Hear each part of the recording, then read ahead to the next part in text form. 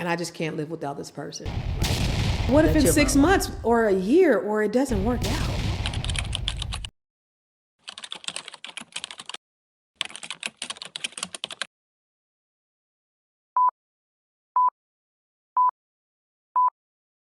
Hi, Constance. Hey, how you doing, Tanya? I'm doing very well. Thank you for coming. I'm so honored to be here. Thank you for having me. Stop it. Stop it. Seriously. This is I definitely receive an you honor. coming. I really, really do. I just want to welcome everybody. Welcome everybody to Purpose, Passion, and Prosperity. Are you ready for this journey? You know, Constance, I'm so grateful that when I met you, 5 years ago in Barcelona, you know, she was living it up, y'all. She was like giving it to us all which a way. You know, she came in there, had teaching us all kinds of new stuff to do. So, and I was just grateful to have the opportunity to meet her. Then when I heard she had her own real estate company, the first Black woman in California to do that, I was like, oh shit, watch out now, watch out. But let me just read her bio so that you can really know who we talking to, so she can get all the deets on her. Okay, we got Constance Carter, a dynamic force of nature and true wealth activist, stands as a trailblazer and historic achievements in various domains. Founder of California's largest independent African-American owned real estate firm, best-selling author, TEDx speaker. I like that. Google that shit. With nearly 500,000 views, savvy canvas investor, seasoned residential and commercial real estate investor, and Constance is an industry maven. Beyond her professional accolades, Constance is a motivational speaker and a transformational coach dedicated to empowering individuals, especially women of color, to reach their full potential and attain wealth. Her life's work, rooted in the belief wealth is a birthright attainable by all, goes far beyond transactions, expanding to coaching and training programs. Wow. I don't even know what to say. Cut it out if you don't stop it right now. If you don't stop it right now. I try to start out because I just want people to get to know who you are. So I ask some silly questions up front. For example. Bet. I'm ready. What's your sign? A Pisces. A Pisces. Yes, ma'am. March or February? February. February. February 23rd. Okay, so it's coming up next Friday. Look at it. Oh, stop it. Getting older and older. Being blessed and blessed. Amen. Amen. And you are February 23rd, a Pisces. You have how many kids? I have 4 children. 4? Yes. And what are their ages? 24, 19, 17, and 15. Okay. Yes, my daughter is 24, and then I have 3 boys. 3 boys. Yeah. Okay. Yeah. And so who's the easiest to raise? You know what? So nobody has ever asked me that question. You know, when my daughter was a teenager, people used to be like, oh, you know, you got a teenager. My daughter has been really awesome. She's never given me no problems. And my boys, you know, they're generally, you know, what they do behind my back is one thing. And they get on my nerves. They're trifling and they're lazy and disgusting. Like before I left, I was like, you clean this disgusting bathroom up. But they're also like super dope, and we just have a good time. It's you know, I'm recently divorced, so it's the 4 of us, and all we do is just laugh and have a good time and have fun all the time. So I haven't really had no issues. They're, you know, they've been really, really amazing. That's awesome. I'm blessed. That's blessed. Knock on wood, because you know, right? Because I don't take it for granted that they're good kids, because you just don't know what'll happen when they go out into the world and all that. So I don't say that like you know, like cockily, right? I don't say that like I say that in a way from a very humble place, because I'm blessed now. They've been great. My middle son had a bit of a transition when we moved out this way. When I decided to make the move to the East Coast from the West Coast, my middle son had a little bit of a transitional period. He didn't do well in school. Now he's a senior. Now he's feeling it. But you know what he did tell me? Like he was having anxiety, because he stayed for a little bit. Okay. He stayed for a little bit because he had basketball. He had his friends. So you say he stayed in California? He stayed in California for a little bit. And so he he then got in trouble because he was out there, doing the most. And I was like, got him, because I really wanted him to be with me. I really wanted my kids to be with me. So I was like, yo, you got to come out here with me. And I only left him behind for 2 months. But when we got here, he just didn't care about nothing. He just let his grades go and everything. And about 2 months ago, he said, you know what, Mom? Thank you. He said, it really gave me a moment, a chance to really be, because he didn't have no friends. He just kind of stayed in. He didn't try. He didn't do nothing. But he said it gave me a moment to do a lot of self-reflection. And I've never had an opportunity to self-reflect before, ever. And he was like, so I thank you. And I'm a thug. I told you I'm a thug. But in that moment, you didn't let it go, though. I did. I had a little, a little crocodile tear that came down a little bit.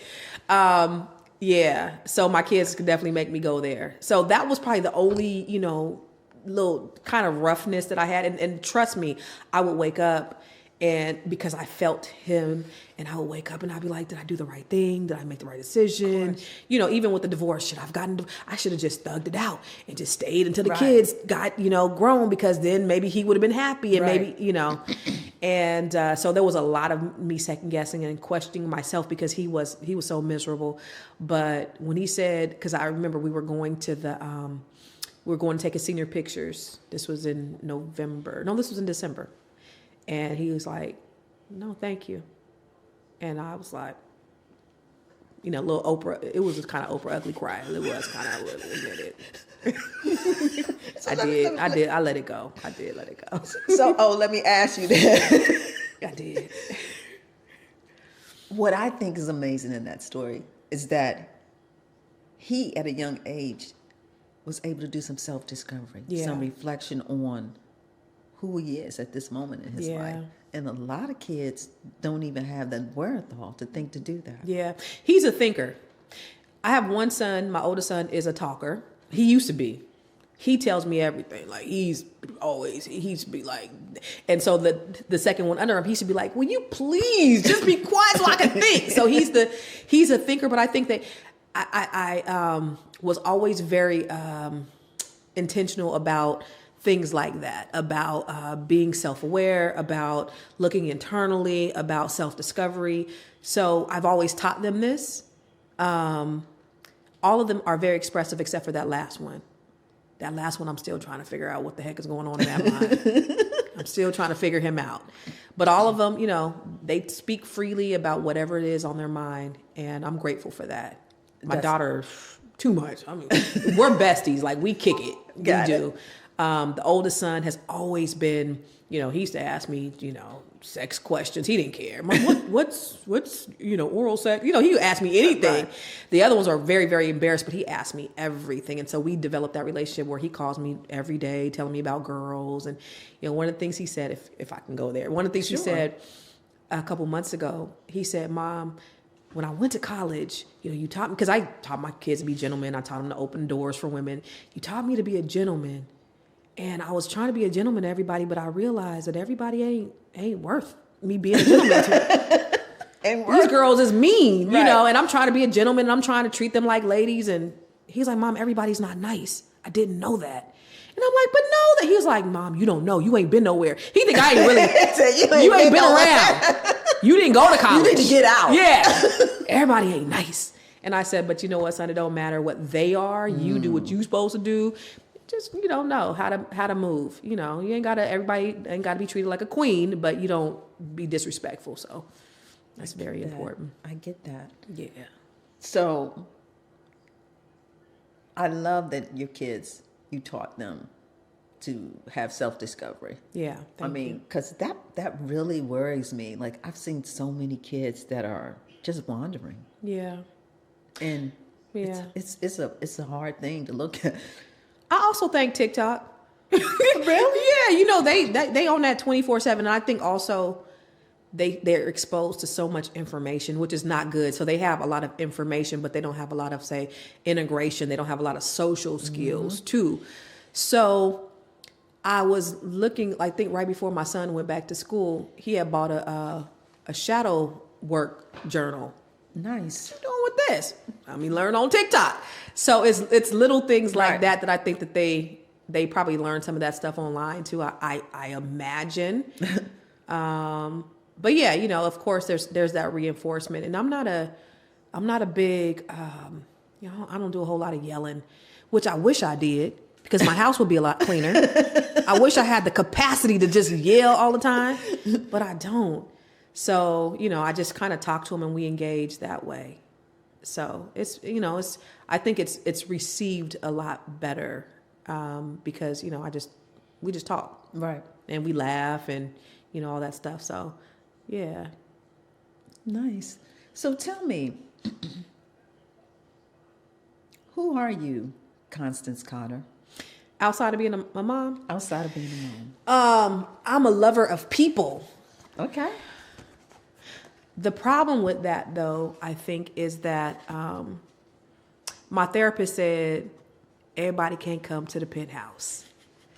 She said, Constance, everybody can't come to the penthouse. Some of them have to go to the third floor. Some of them have to go to the lobby. Some of them got to go to the basement, right? The problem is I let everybody in, right? So with that, which is not good, because I don't have that protective mechanism. I just love everybody until they do me dirty, and then they're dead to me. And then it's like, forget you, forgot you, never thought about you. I'm not harboring. I don't care, but I just it's just over. Yeah. But I admire people who could be more like, they observe people more and then they let them in. I'm not that person. Okay. And so even moving to a new place, somebody told me, my therapist was like, you just got to be very, very careful. Be open like you are, but don't be as, be friendly, but don't be as open, because you do too much. And I think that part is, I love people. I just enjoy hanging out with people. Right. I just came from the Maxwell cruise a couple days ago. Okay.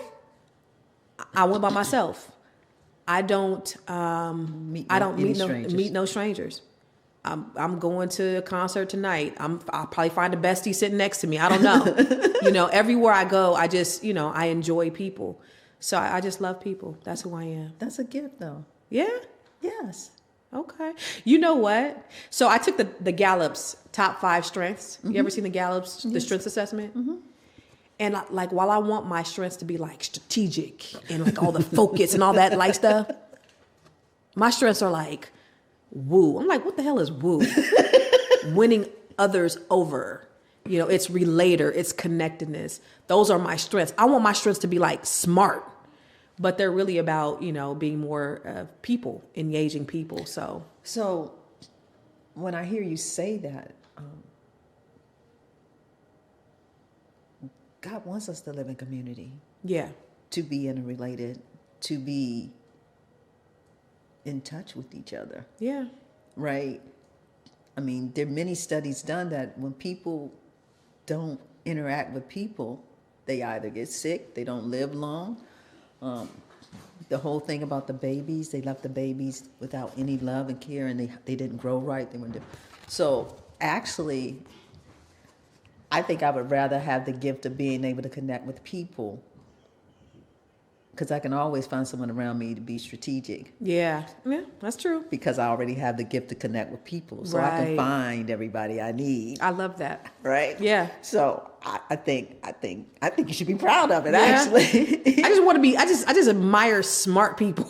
I'm not the ideation person, so I'm an executor, but I'm not the person who has the great ideas, and so.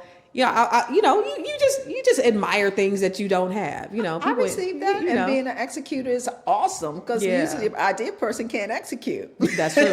That's true. Right. There's a lot of people with bright ideas that been sitting on brilliant $1 billion ideas, and they just go to the grave with them. So you're right about that. Yeah. Got it. So what do you think your purpose is? It changes, right? So when I was just started out in my business, and my purpose has always been to help people in some capacity, right? So when I first started in real estate, I did real estate very different, and that's the reason why my business grew the way it did, is because I was more transformational rather than being transactional. It wasn't about the sale for me; it was about who I could help. It was about whose lives can be transformed by their being able to purchase homes. And so I always taught generational wealth, which was a new concept to people at the time, which I didn't realize. But it was really about not only in real estate, it's about sales. Mm-hmm. You call 100 people, you make 10 appointments, you close one deal. And I would look at that person. Okay, let me help you. Then let me help your mama. Then let me help your auntie, your cousin, them, and everybody else. Let's get the whole family holistically, building wealth. That's been my purpose, is helping people. I've transitioned that, since I moved, I still have the company. I built the largest Black-owned real estate firm in California. Have a mortgage company still. I have a small team now since I've transitioned. And so now I'm coaching Black women. I did a TED Talk, which you mentioned, Google that shit. Right. And it was really about closing the wealth gap. There was a study that said in 2017, there was a Forbes article that said by the year 2053, Black median wealth was going to be a 0. And my thesis was that I don't believe that. They done fucked around and gave us the internet. You might want to believe that. They done messed around and gave us the internet. Right. So now there's no stopping us. Like, we have access to everything. We ain't got to depend on them for nothing. We can do whatever we want to do. So, we have more power in the palm of our hands with our phones than they had when they put the man on the moon. Exactly. You can build a business, $1 million business, right on your from your fingertips, right? So, so for me, it transitioned to Black women because I really love us.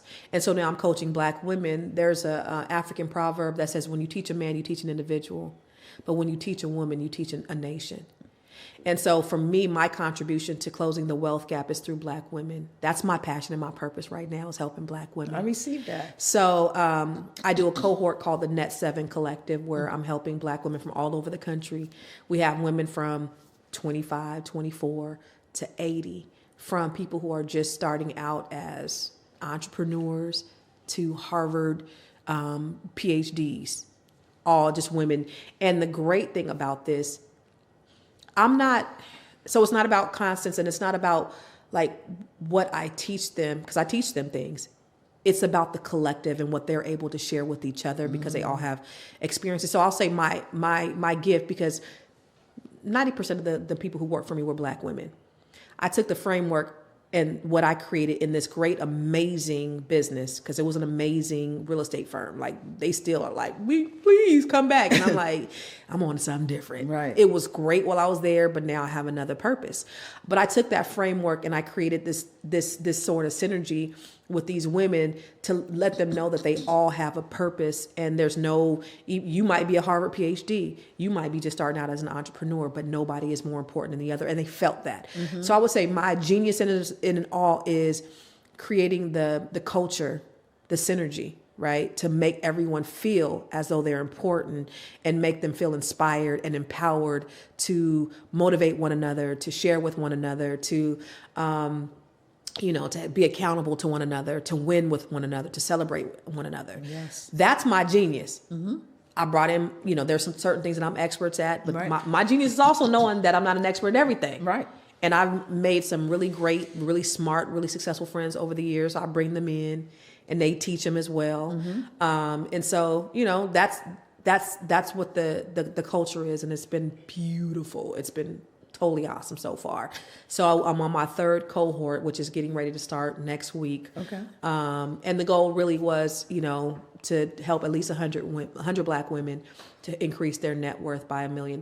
Very cool. So if they're at $1 million, we're gonna get them 2. You know what I mean? So if they're at, because what I've seen is most people's net worth is negative. They have more liabilities than they have assets. Let's turn that around.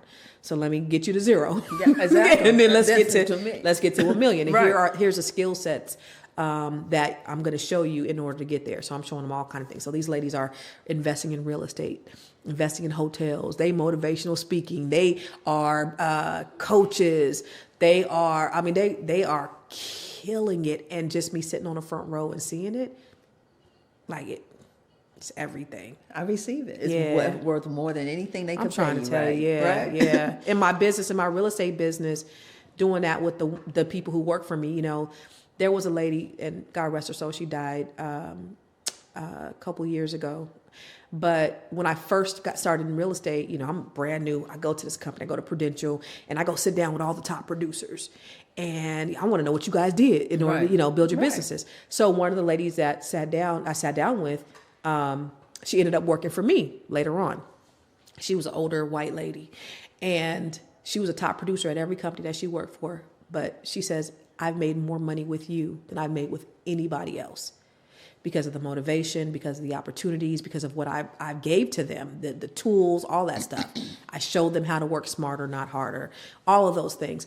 That right there, sitting on the front row and seeing these people say this, being able to help people create these massive businesses, that's been amazing for me too.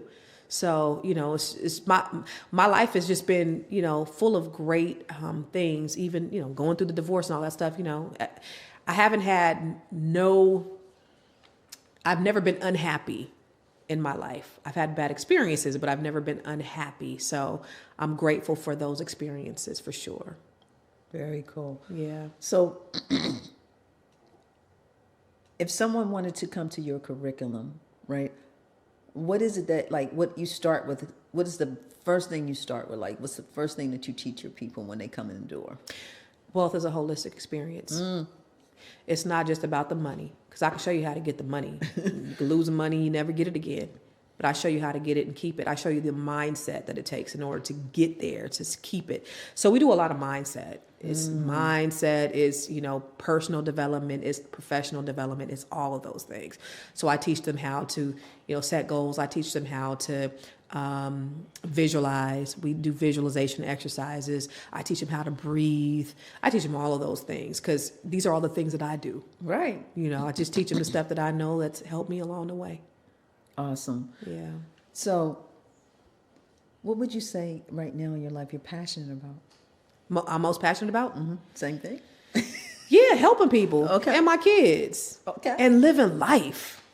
I was married for 162 years. Only? That's it. Okay. And, but so now me being single and just enjoying on my own terms, it's just been great. I'm passionate about life. Life is so dope. I wake up and I don't know, you know what, Tanya? I feel like my spirit called me here to this place. It's weird, but I was an insomniac probably for 10 years. And I just noticed about 6 months ago, I've been sleeping every night since I've been here. Oh my God. You know what I mean? My soul has been at peace.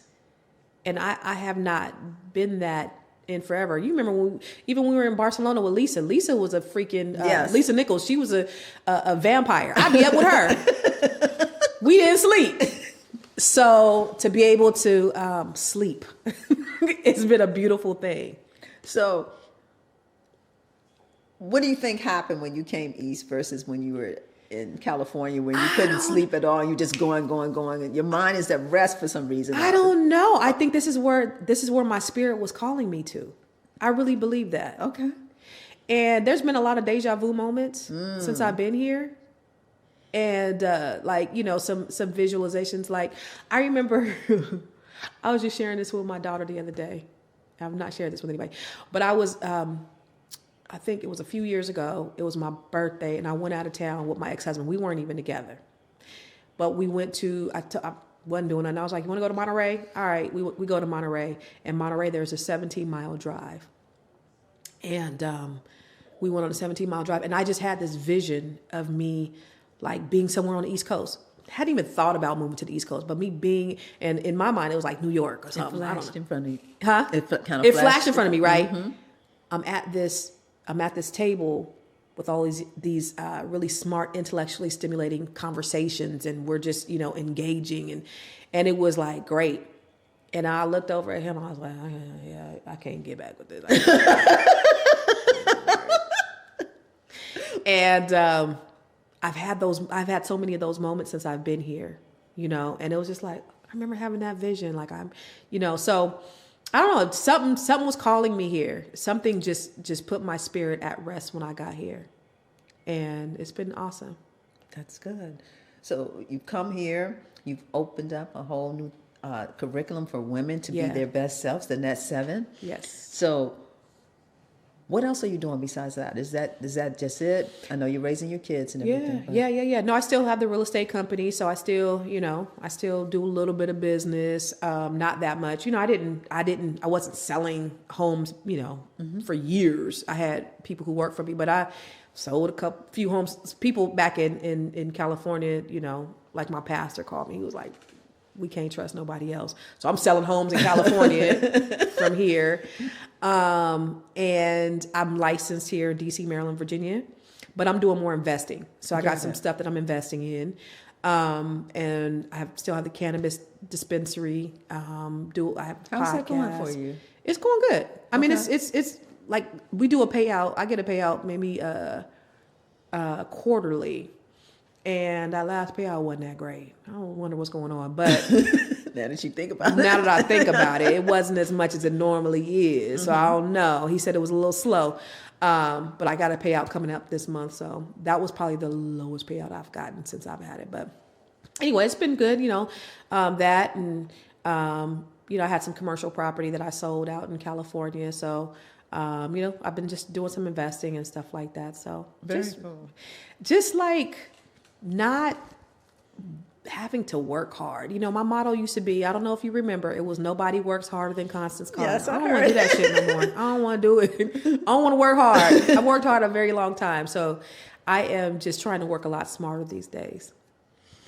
So you've already told me that you've just always been happy. So I would say then maybe the divorce has probably been the thing that's really took thug life out of you and knocked the wind out of me. Yeah. I mean, and it made you shed a tear. A couple of them. A couple of them. So share that story, because a lot of women probably haven't really experienced it from the point of view that you have. Yeah. It's usually the inverse.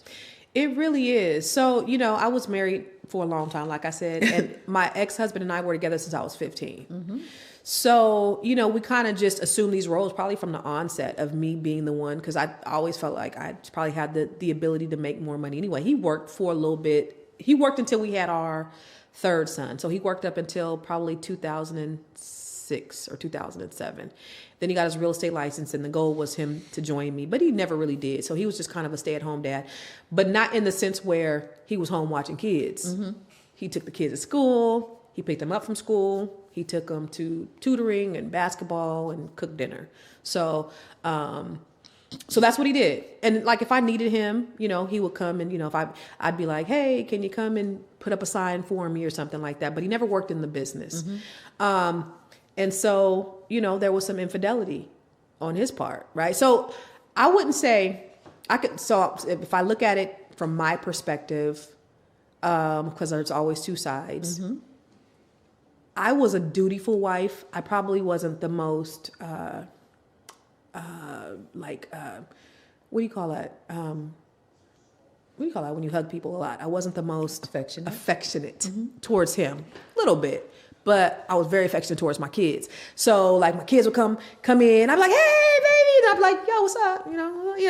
And he probably wanted a little bit more affection. And I wasn't. I was there. I was, working. I'm the last one in. First one in, the last one out at the office. My son would call me, Mom, 10:30 at night. Can you come home?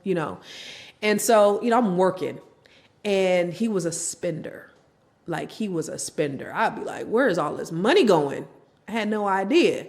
And so I'm not an arguer. Remember, I told you I don't mm-hmm. do the conflict thing. So instead of me arguing, I would just be like, okay, let me just hustle a little bit harder, because I don't feel like, I don't want to do all that. It exudes too much energy to argue.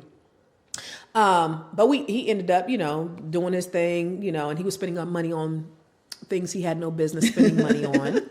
Right. And so I found out, and I was like, yo, this you. That's how I felt at that time. This wasn't the first time he cheated. It wasn't the first time. But I was like, this is you. Like, I did my part. Again, I'm not the most affectionate, but I'm here, and I was taking my family on 5 to 10 vacations a year, literally. Some of them were big vacations, the Jamaica mm-hmm. and all that. Yeah. And a lot of them were like, go to Reno, or we go here, we go there. He wanted a RV. I bought him an RV. I'm stuck with that shit right now. I'm trying to sell it. You know anybody who want an RV? Anybody Call want me. an RV? I had it drove up here in August, and now, so I'm stuck with an RV that I barely know how to drive.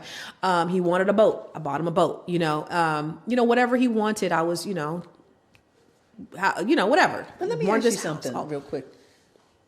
Why do you feel like you weren't affectionate with him? Because he would say, I'm lonely, and he wasn't happy, but it wasn't me. I feel like you don't make me happy or sad. So you need to figure out how to make your own self happy, right? Mm-hmm. And so I couldn't give him what he felt like he needed from me. But there was some internal things going on with him, like some mental things that he needed to deal with himself. I wasn't making, so maybe if I hugged him a little bit more, I don't know. But I just, I wasn't raising hell. I wasn't cheating. I was speaking all over the country. When I would get off stage, men definitely try to holler at me. Let's not get it twisted. But I was going from my stage to the room. I wasn't doing any of that stuff. Nobody could ever say, "Oh, I was with Constance." No, none of that. And you know how it is at some of them conferences. Right. They get out there and that wasn't me. That wasn't my story. So, I did my part. I feel. And I also, what I did? Let me tell you what I did wrong, though. I think I made him feel like he I made him feel so inclusive of everything. He really believed it. So people would be like, "Well, what does he do?" And I'd be like, "Don't worry about what he do. We got, this is us, right? I couldn't do what I do if he didn't do what he did. Like this is us. We in this together." Right. I received that though. He believed that shit. For real. So when it came time to get a divorce, he was like, "I did this." And I was like, "What? You ain't, I helped build this business. I helped he didn't come to a meeting. Like I would be like, "Hey, you got a real estate license. You come to we do our yearly planning meetings, me and my staff, and come on. And can you help me with the bills?" I remember Lisa Nichols told me one time, she was like, give him the responsibility of doing the bills. And I tried to do that one time. I tried to let it go, but he had no desire to do any of this stuff. So he didn't know what we had and what we didn't have. He just assumed. He didn't know when he went to the lawyer and he was like, "Yeah, she got millions and all this stuff." He didn't know. He had no concept. I made millions. Yeah, I spent millions, right? Right. So I made this money, but I also spent, we had some good investments. We had properties and stuff like that. But what I'm saying is our lifestyle, basically, just like a regular household, right? Mm-hmm. Just like a person that makes $50,000, they spending $50,000. Mm-hmm. Of course, I had a little bit more than the average person with all of the other investments that I have, but it wasn't like he thought. Right. He in there telling them like you a billionaire. Yeah. They treated me like I was Dr. Dre. So they go online and they look and they're like, "We got a big one." And they treated me as such. They were trying to do forensic audits, and when we would get to court and they would just say all this stuff about me, and I'm looking at him and he like, and I'm like, "What in the world are they?" It would just be lies. And then afterwards I call him, because when we first separated, we were still cool. Bought him a house, paid off his car. I was giving him $5,000 a month in spousal support. We were still cool. He would come over sometimes. I would come over there. When he got the girlfriend is kind of when things changed. But I would call him and be like, "Yo, I don't know. That's the lawyer. That's lawyer talk. I don't know. She just said whatever she say." But she's saying what you're telling her. Exactly. She ain't just saying so when I didn't do things right. I underestimated everything. This is what I did do wrong. I underestimated everything. And this is what because my girlfriends who got money, they used to be like, "Girl, maybe you should go back and then, move some things around and then we try this again later." And I was like, it's because I ain't never got a divorce. Right. I was like, "This is what we got." They asked for every single document that we've ever had since 98. Really? They asked for everything. And I was able to go back 6 years because I keep everything. It costs, when I tell you, tens of thousands of dollars, because it was like 40,000 documents, for my lawyer to redact every single document that I provided, every bank statement, every loan application, everything. They had to go in there and redact everything, right? They were just so I was giving them everything, and that cost me a lot of money. So I was like, shit. So Him and his girlfriend had come up with a with the settlement. Him and his girlfriend. Him and his girlfriend. So I was like, bet, split everything 50-50. We good. I'm good with that. So I just get this. So that other lawyer, I had ran up the bill so much and we didn't get nowhere. So I knew somebody, I was like, I call him a nigga named Jerome. Nigga named Jerome. Had him go ahead and I was like, I just need you to do the paperwork. Pull out your thug lawyer. Yeah. I was like, just do the paperwork for me because, we've already negotiated everything. Right. But Jerome wasn't sufficient. And I'm thinking, we got everything, we got everything settled and we good. But when we got in the court, it was a totally different thing. Like they was like, we want to, forensic audits cost like $10,000 an hour. Like just, they wanted some stuff. And so they drug me through the mud. And we finally get through the marriage settlement agreement. And I never shared this publicly either. We finally get through the marriage settlement agreement. And I was like, okay, I'm good with everything. I just want one change. I want him to start paying his own mortgage. Because now I'm paying the mortgage, him and his girl living in the house, right? I'm paying the Somehow mortgage. That don't seem right. Right. But I was just like, I don't care what you do. Because the house is in my name, right? So I knew he wasn't going to pay the mortgage. So I said, okay, I just want him to start paying his own mortgage. And so they're like, okay. So they send the document to the nigga named Jerome. He sends it to me. And they're like, go ahead and sign it. We made the change. I go, look, my bad. I didn't look at everything. I told them to make this one change. I go to, page 10 or whatever. We made the change. Well, they also made another change in there. I had my house on the market. They said, oh, we want such and such to sell the house, right? They want a whole nother person to sell the house. And I'm like, so I didn't know, right? So I'm like, okay. So I signed a document. Cool, we done. I gave him more money. I gave him money for the dispensary that I was giving him money for all kind of stuff I was just acquiescing. Right. Take I just want it. my piece. That's it, right? Mm-hmm.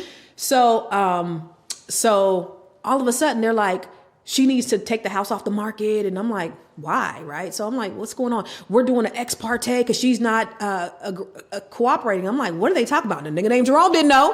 Right. I'm like, what's going on, Jerome? He's like, I don't know. So I'm sitting there like, what? And so I call my ex-husband and I'm like, what is this thing about what's this ex parte? What is this court thing that they're trying to, what is this? Right. I'm trying to protect myself from what? So I have a buyer already. So you want me to have somebody else sell the house and pay them $60,000 for doing nothing? I've already done everything. We already have a buyer. We're ready to go. We have a son that's getting ready to go to college. This could be his tuition. Like, what are you doing? $60,000. And so we get to argue. We get into a bad argument. Now, this is an argument. So you argued. Oh, this one. And I threatened. So here's what I said. So the thug life came out. Yeah. Okay. I said, if we go to court and these white people say that I can't sell this house and we end up spending $60,000, I'm telling everybody everything that you've done. Everything. Next thing I know, my lawyer, I just want to call him the nigga named Jerome. My lawyer called me or texted me and he said, he's in fear for his life. Oh, and I'm like, okay, whatever. He should be, whatever. I didn't know what that meant. Those were triggering words. He's in fear for his life. Okay. Mm-hmm. Next thing I know, I'm packing up, me and my kids, my mom and my dad, my brother and my sister, we're packing up the pod. We made a decision to move to the East Coast. We packing up the pod. Right. I get served with a domestic violence restraining order. Now, where they do that at? Yeah. So I was like, huh? So my kids are like, Dad did this? My parents are like, real? And my siblings is pissed. I'm in shock. Like, and so that's where I read, you agreed to let somebody else list the house and you won't cooperate. And then you threaten him and all this stuff. And I was like, huh? So I go back to the marriage settlement agreement. Oh my God, which was my fault. I'm a broker. Right. I read contracts. I'm relying on a nigga named Jerome. He told me they just made the one change. Right. That's not even his responsibility. That was on me. Got it. So that's how I was at the end of it all. Because then we go to court. So then I'm moved. We have a hearing. And I'm like, I go there. I go to California. I'm like, they going to throw this out because there's no domestic violence. I got 50 missed calls from you. I got 30 answered calls from you. Like, ain't no domestic violence. So he didn't show up at the hearing. But his lawyer said, and she was called there calling him. I seen him calling, and he wouldn't answer the phone. So she goes to the judge. Your Honor, I told him not to come because this is a much bigger case than a hearing. We need to go to trial. I'm like, you gotta be kidding me. And I'm like, Judge, Your Honor, there is no domestic violence. I don't even live here. I live in Maryland now. He didn't show up because he knows that there's no domestic violence. And he's like, well, that's his lawyer. That's his proctor. She said there is. So we got a hearing scheduled for February. Not a hearing, a trial. That's lawyers and depositions and all of that stuff. So I knew it wasn't going to go anywhere, but they did use that as leverage to get more from me because at that point I was exhausted. I was just like, what else do you want? Here's another $100,000. Really? I can't do this anymore. So he ended up getting twice as much money from me from the house that I bought, I paid for. He never contributed. He didn't help me move a box, like nothing. He ended up getting twice as much as I did from the house because I was just like, I was. You wanted peace. It was out. Yeah. Yeah. And I said, you know what? That's good because I can make the money back. I know how to make the money. I know how to make the money, So I was okay with that. And, I look back and I'm like, I'm kind of glad that he did get more money because now you can't look and say, oh, she had an advantage. She got this or because that's what he does now. He does that with my kids. Your mom got all the money, so, he got all this money, still got all this money. And my kids can't even get $30 for DoorDash from their dad. I mean, he doesn't pay anything. He doesn't. And so that's the reason why, even to today, they're like, Dad's a compulsive liar. They're like, And that's hard for the kids to feel that way. And the boys had an affinity towards him. They loved their dad. They still love their dad. And so my daughter has always had a contentious, since she was a teenager, they would bicker out and get involved. But they used to get on her. You leave Dad alone. Now they're just like, yeah, it's all true, And it's sad because, they need a father. And yes, especially boys. Yeah, they do. And during Christmas break, I was with my children. And they said, Mommy, you should have left a long time ago. See, look at how happy we are. And I felt bad. And I said, but you guys need a father. They were like, we didn't need that. I said, but you need the yin and the yang. You need the mask. You didn't need to be just raised by a woman. You guys are men. They're like, we are okay. But they don't know. They don't know what they need. But I also feel, because my sons will ask me, why did you stay so long? I'm like, nigga, I stayed long for y'all. I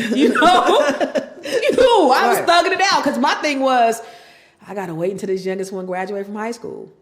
And they asked me, but it makes me feel guilty because I'm like, damn, I stayed for them, but it was more torturous for them because now they're like, I remember when we first separated and I asked my oldest son, how you feel?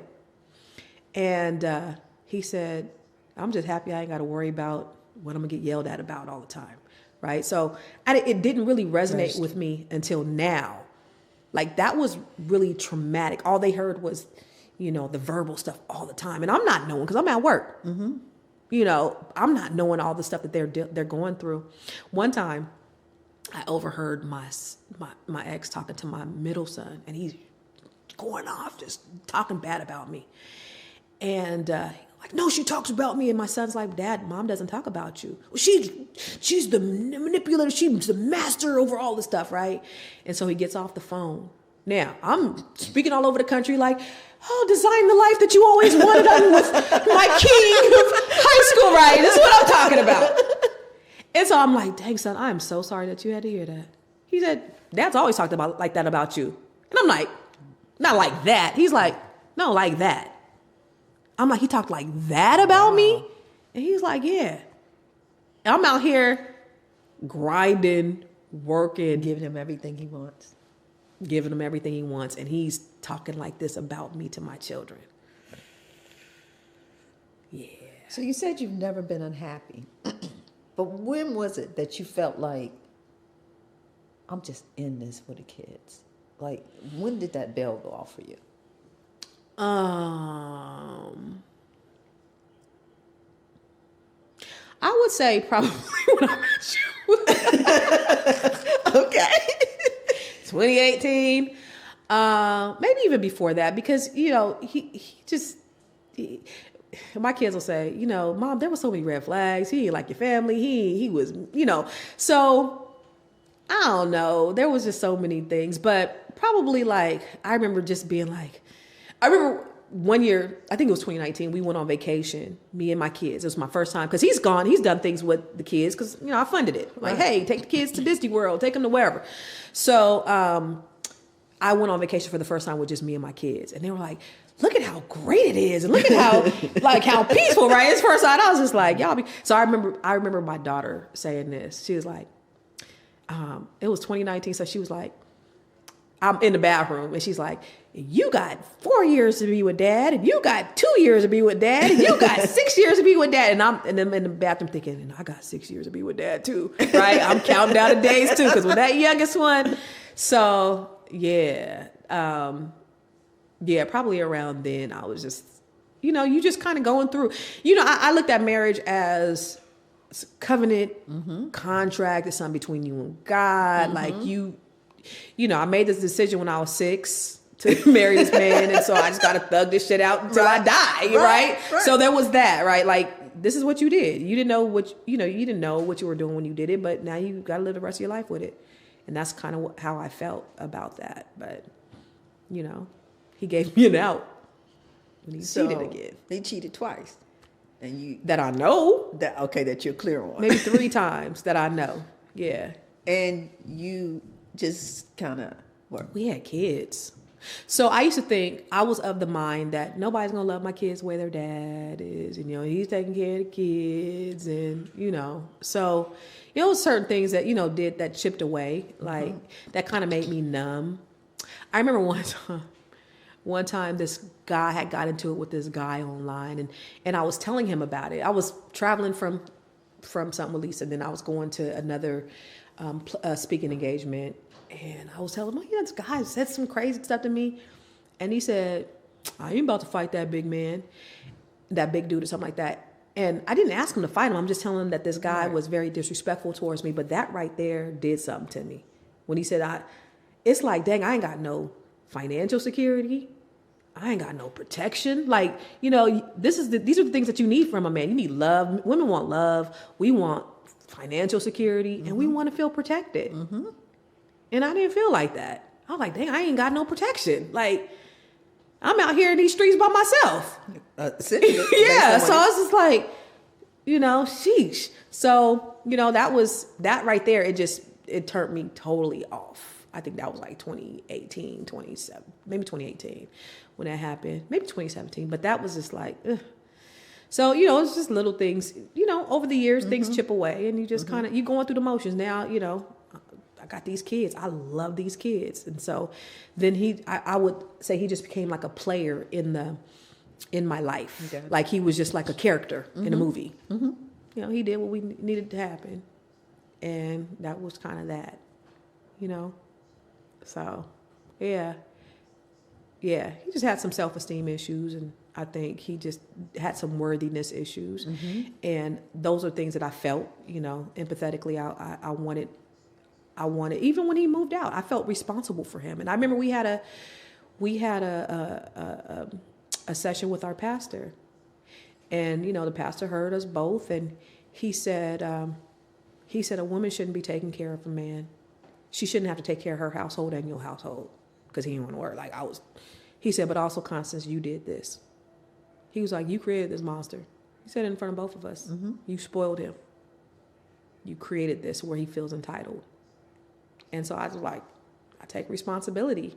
I didn't require much of him. The only thing I required was take care of the kids. And one thing my middle son said to me, he said, Mom, you made Dad's fatherhood. And I was like, what does that mean? And my other son said, because when he didn't have to be a father, he's not. He was only a father because you made him be a father to us. And my daughter said, about 2 months ago, I would have rather never had a father in my life. Wow, that's tough. Than to have had a father and not have any relationship with him now. And I was like, you know, because she calls him, she reaches out, but it's always very contentious. And so those things, like there's a guy on TikTok. Mm-hmm. He's called Your Favorite Dad. Really? And he just encourages kids, like, I love you, son. And 2 of my boys told me it separately that made them cry, because that's the only thing that they long for from their father. So I feel bad because I'm like, I did this. This is my fault. This is who I chose. You know, this is what I did. You know, and all this time I'm trying to create this great life for these kids. Mm-hmm. And that's not. Last week I was at a business meeting. I had my daughter with me, right? Mm-hmm. And so we were doing a icebreaker. And icebreaker was, what was a time that you felt like happy? And I was like, oh, I recall a time when, you know, I was married and we were driving over the Bay Bridge and we were listening to jazz and the kids were in the back and they were watching TV and they had the headphones on and it was just, for me, it was like, ah. And my daughter was like, that wasn't my experience. I was like, and they're blatantly honest, right? That wasn't fun. That wasn't. I was like, damn. So, you know, I feel right. That was a moment for me. But I feel bad now that I look back, because I was so ambitious and I tried so hard to create this life for these children and this family. And, you know, to hear now, because I'm hearing now, mm-hmm. like some of the ways that they felt and some of the things that they had been through. And it makes me sad. It does. But you know now, so. Now I know, yeah. They damn near grown now. So I'm like, when y'all leaving, y'all got to go. No, what I do tell them, though, is, you know, whatever we did wrong, because I can't say that I'm perfect, right? Whatever we did wrong, just make sure you do better. That's the only thing I tell them. Mm-hmm. Just make sure. And that was what I was trying to do, right? With the deficiencies I had as a child. I receive it. We never ate dinner at the table as a family, right? So I made sure we ate dinner at the dinner table. We never went on vacation. So I made sure that, you know, we went on vacations. Me and my parents and my siblings never rode in the car together. So I made sure that we had those moments where we rode in the car together. Like, I wanted to create those memories of things that I missed out as a child. But I overlooked so many other things in the process. All these little things, intangible things Yeah. So, yeah, but, you know, it's such as life, you know. Now we get to kind of redo things and we have a good time. And, I check in. But, you know, I've always tried to, I know I didn't have the quantity of time, but I always tried to have quality time with my kids. And, you know, we would do these exercises, you know, with each other when they were smaller. And we still do them from time to time. They hate it. I make them sit down and say what they love about each other. Mm-hmm. You tell everybody in this room what you love about that person. And so, you know, they would, you know, it would make their heart smile. Now they'd be like, you act like a white mom. I'm like, we've been doing this since y'all was little. Tell each other. They don't want to do it. They too hard now. But they thugs. Yeah, they thugs. They thugs like they mama. But, you know, I still, you know, try to make them do it. Or, we just did it probably back in August before my son went away to college. Mm-hmm. And then we did a little group hug. But I wanted to whoop them because it was like herding cats. I wanted to beat their behinds because they would not cooperate like they did when they was little. Right. You know, it took a lot, but then they finally came out and, you know, but yeah. So I try to do those things. They don't appreciate it now, but they will. They will. They absolutely will. So how's the market treating you now that you're a single woman out here in these streets? Woo! You know what? That's a good question. That's a good question. So, you know, I have been separated since 2020 mm-hmm. into 2019. So, you know, I was kind of dealing with that. So I kind of, you know, dabbled a very little, but I never, you know, I never took nobody serious. And I would tell them straight up, look, I I ain't ish. You don't want me. If you trying to get married, I ain't the one. This ain't what you want, homie. And I had one dude like, look, you ain't dating with a purpose, so we might as well not even talk. And I'm like, we homies now. What are you doing? He was like, girl, you crazy. So we good friends now. So I never really took anybody serious. And then then I kind of, dated. And then when I first moved out here, so the quality of men out here is way better. That's another reason why I like it. Girl. Okay. Ain't nothing in California. Nothing. Yes. Like, no. I remember I was on a dating app out there and I would like, the guys would look like E40. Like, you 50, why do you have your pants sagging and a long t-shirt on? I don't know. Right. So quality of men is way better. I was doing like, I said this loose, and my girl had to correct me. I was doing 3 dates a day. But my girl was like, you did 1-3 a day. Like, don't act like you was just out in the streets like that. My girl was like, you did 1-3. Don't do that. So I've done, but I've been out and nobody had really piqued my interest. But it was me. Like, I just, very nice looking, established, but I just didn't like anybody. And so I think, last year I said, you know what? Put it on pause, because I would be like, yeah, I want somebody. No, I don't want to be bothered. Yeah, I do. No, I don't. So last year being my full year of really being single, because the divorce was final the end of 22. The settlement wasn't final until this month last year. So I think the 26th is when I signed my last document. Got it. So I was like, you know what? Let me chill out for a minute. Let me focus on business, and and so went out with a few people, but nothing serious.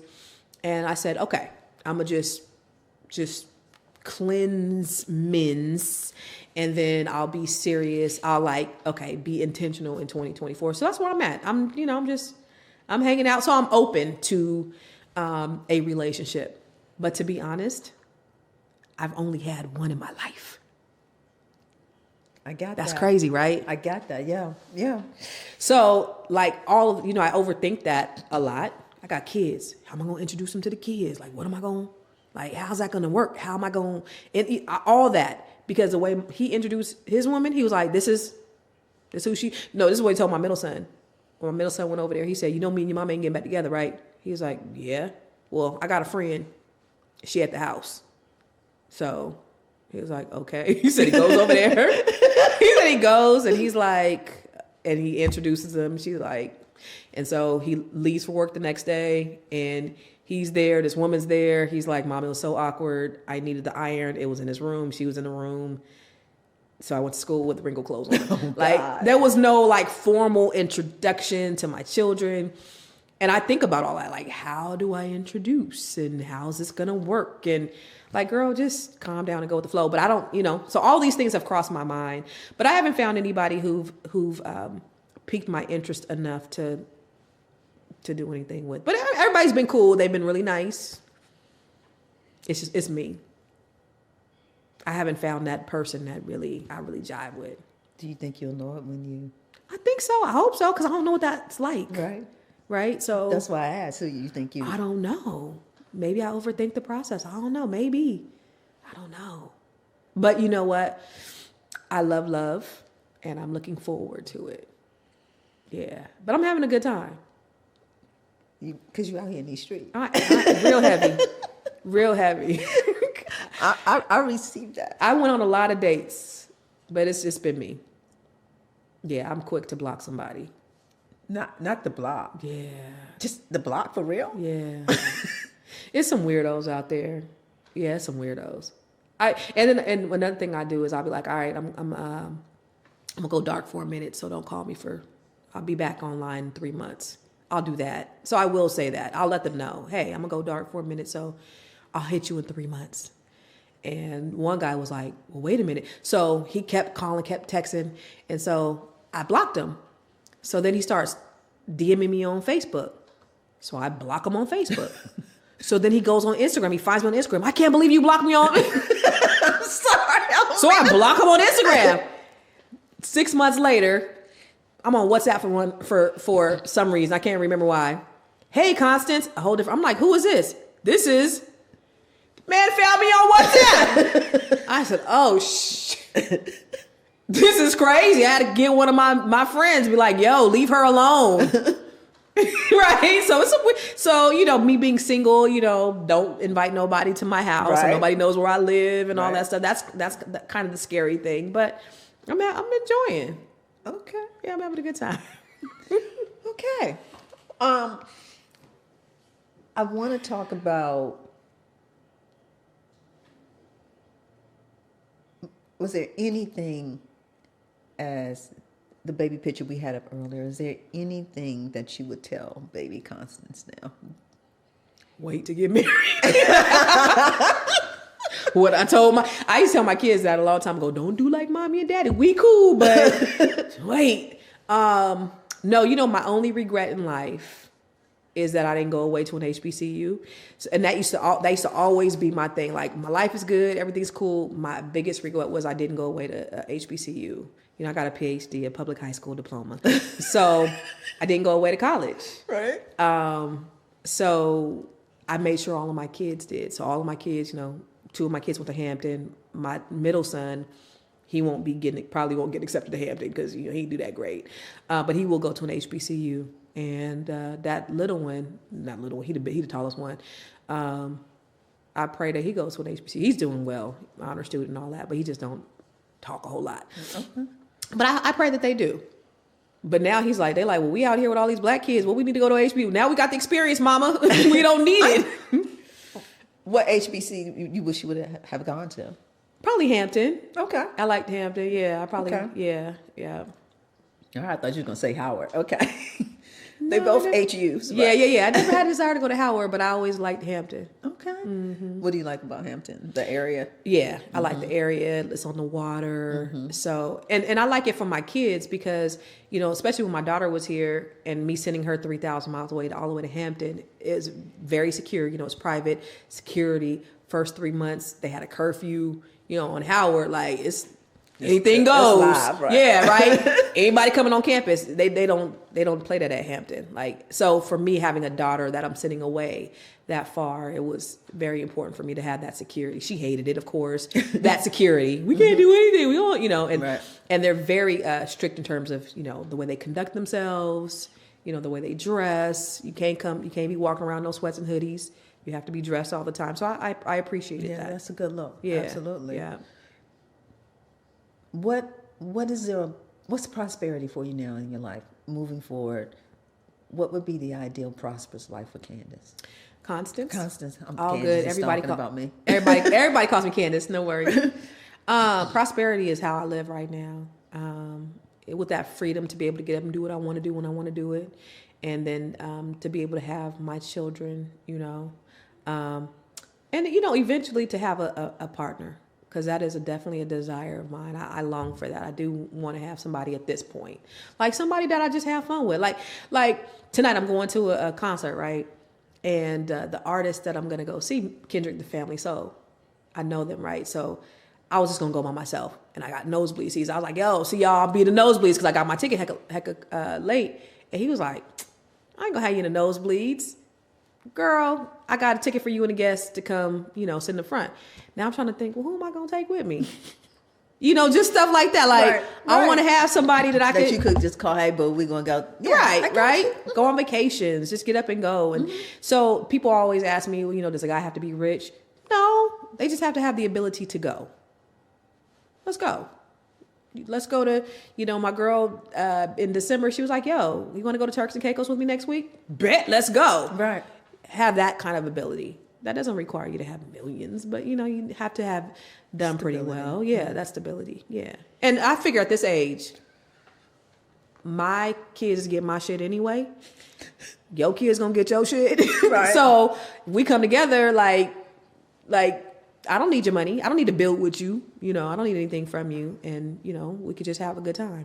That's how I think. I don't know what's going to happen, but in my mind, it's all set up. Let's just have a good time. Right, that's it. Travel the world together. Boom. That's it. Let's have a good time. I don't want to get married again because you work hard. You work so hard for something, and the powers that be could tell you what you got to do with it. Mm-hmm. That shit sucked majorly. You can tell me all this stuff I did and all these, and it was crazy because I remember when he was like, I won't have this and I want this, and it's one of the reasons why I had to kind of change my business. But I remember, I have this building, this commercial building, and I was like, this is for the kids. It's in the trust for the kids, And he was like, no, I want you to sell it. He was like, no? Yeah, he was like, I want you to sell it. And I was like, but this is for the kids. It's their legacy. We ain't dying. What they need it for? And I'm like, did you not just lay in the bed with me for 30 years? This is what I preach. Generational wealth. This is things that I set up for the kids. So, I have some other things that I had set up. I've set up for the kids, like the cannabis dispensary. I have, the funds go to a trust that, goes, it's for the children. Mm-hmm. Yeah. But yeah, I just want somebody with the same mindset, and, we ain't got to do nothing together in terms of like building together. We ain't got to put our resources together. So getting married again and having the government tell me what I could do with my money is not the business. That's not where I want to go. But we could be life partners and make a commitment to one another. And suppose he's like really perfect and he just wants to get married, like to finally put the net. Oh, really? Okay. Sheesh. I'm saying, that's a very scary thing to do. It's scary at this point. Yes. It might be beautiful it would be beautiful with the right person, right? Why do I got to get married for that? Why not? What's the purpose? So the government can tell you what to do? Like, okay, so what's the purpose of getting married? At this age? At this age, I don't know. No, come on. I'm thinking about it. I'm going to tell you a couple of things. Okay. I'm trying to be... Because, I can see when you're young and you're building together and you're growing together and all that stuff, but I'm damn near 50. I'm 40. I'll be 48 this month. And I really don't see the benefit. There's a benefit. Okay, tell me. The benefit is that simple things. As you get older, mm-hmm. right? Mm-hmm. And if you're not married mm-hmm. and your spouse gets sick, mm-hmm. you really don't have any rights. So, my dad, a few years ago, my dad was like, he wanted to take over this church. He's a minister. He wanted to take over this church. And I was like, no way. Right. So I gather up my sister and my brother and his wife. And I'm like, yo, Dad don't need to be doing this. He too old. He retired. That's too much. No, absolutely not. I asked his wife, I said, what do you think? She said, this is on y'all. My level of respect went up. She said, because if something happened to me, my kids come to get me. She was like, so I really ain't got nothing to say. I was like, yo, I love you, Francis. Cause she's like, if something happened to me, my kids coming. Y'all gonna take care of y'all dad. Like, so I figure if something happened to me, I got 4 kids. So hopefully he has kids that'll take care too. Okay. I thought maybe that would really get in there, but I was clearly... Listen, Francis taught me a lesson. I was like, yo, Francis, you know what? You're right. Let me go ahead and set up that living trust to make sure that everything comes to us. So I did. No, so, okay, well...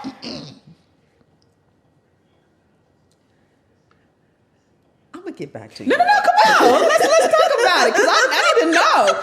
Because somebody said that, Dr. Emma Fraser, she said, don't ever say that you don't want to get married because you might. And I'm like, okay, tell me why. But nobody can tell me why. Well, I really think that, to take that vow again in front of God, okay. Especially with all the lessons that you've learned, especially who you're evolving to be, that it can be much different than what you've experienced. Sure.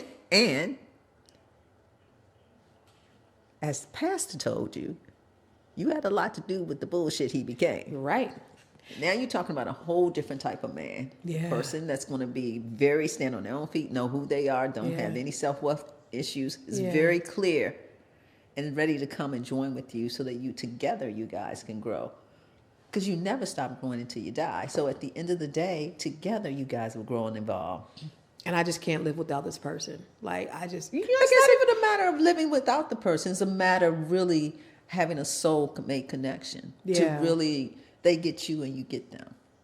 Yeah, that would be dope. I've never had that before, so I don't know. She's going, yeah, that would be dope. Yeah, that would be dope. Like, what is that? You know what people used to say?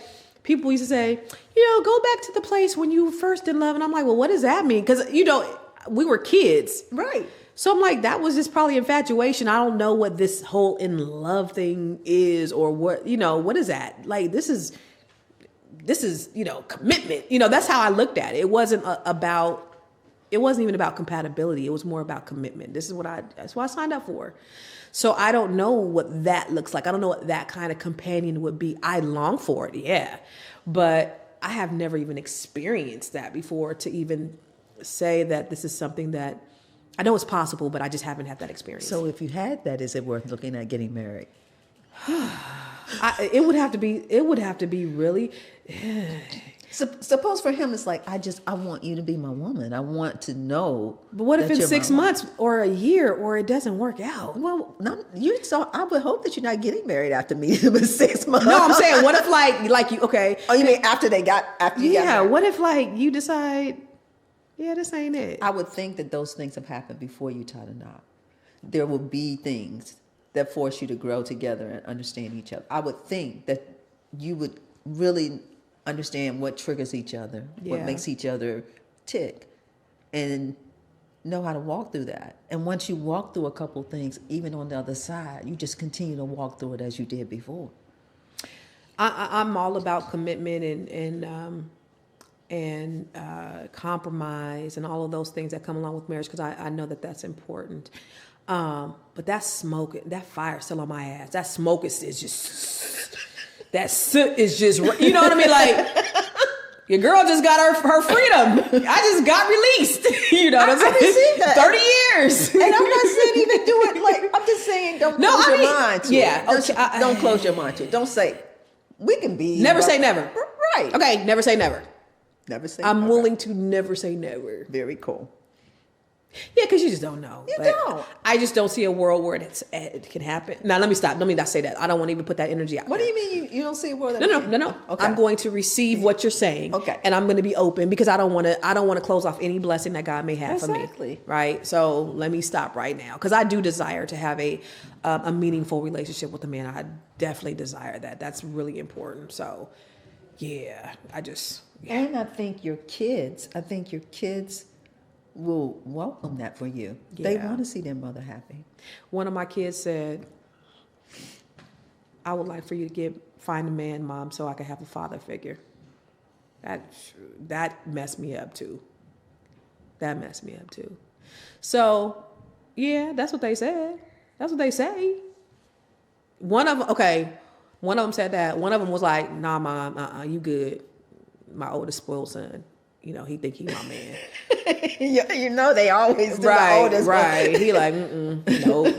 And then one of them is like, all right, whatever. I don't care. And then one of them's like, okay, cool, just don't bring him around here. Like, that's all, my daughter's like, yeah, no, I want you to, I'm like, yo, big old grown self don't need no father. But she's like, no, I would like that. Oh, she's reaching out to her own dad. Yeah. So she clearly. Yeah, exactly. So, yeah, they all have different. So I again, those are the things that I overly think about, because I don't know. It's like, that's all like foreign to me. They've never met anybody.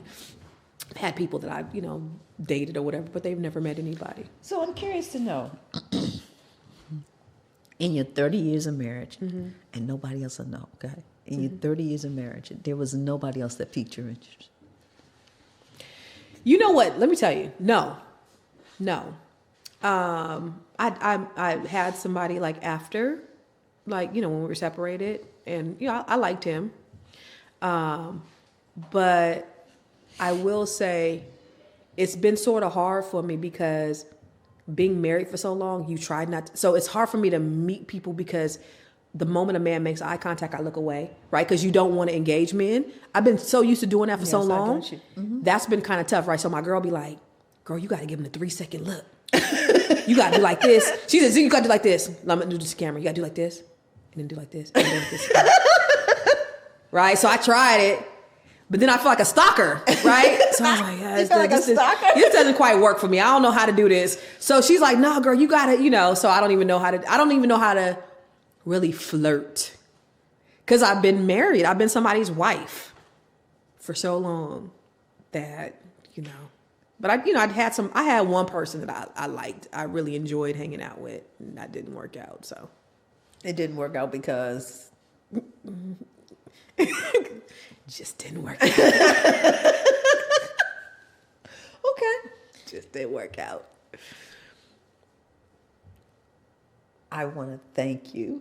I appreciate it For coming. I've enjoyed this thoroughly. This has been so fun and cathartic. And I've probably said a little bit too much.